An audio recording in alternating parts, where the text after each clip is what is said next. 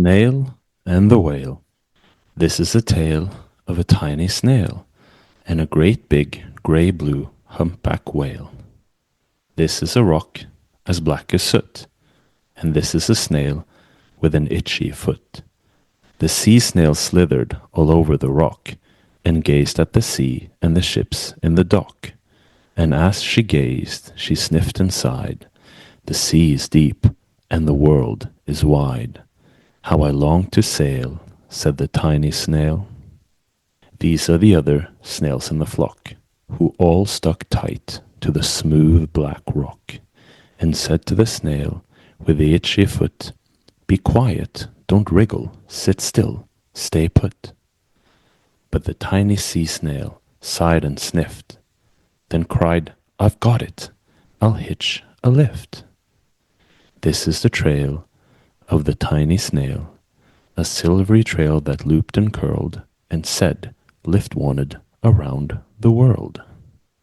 This is the whale who came one night when the tide was high and the stars were bright, a humpback whale immensely long, who sang to the snail a wonderful song of shimmering ice and coral caves, and shooting stars and enormous waves.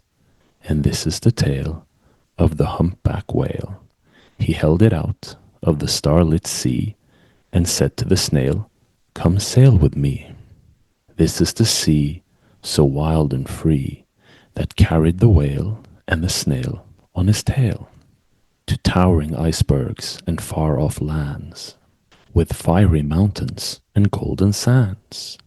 These are the waves that arched and crashed, that foamed and frolicked and sprayed and splashed the tiny snail on the tail of the whale.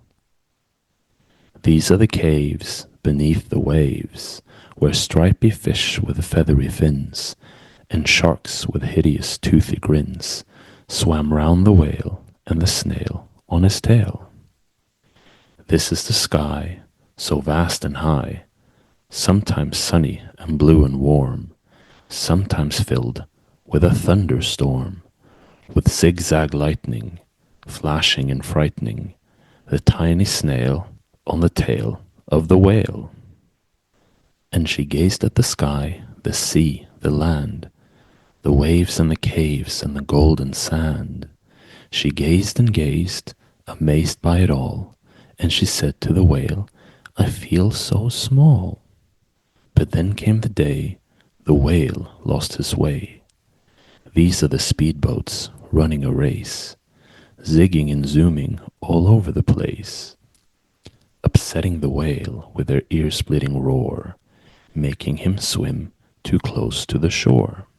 This is the tide slipping away, and this is the whale lying beached in a bay. "Quick, off the sand, back to the sea," cried the snail. "I can't move on land, I'm too big," moaned the whale. The snail felt helpless and terribly small. Then, "I've got it," she cried, and started to crawl. "I must not fail," said the tiny snail.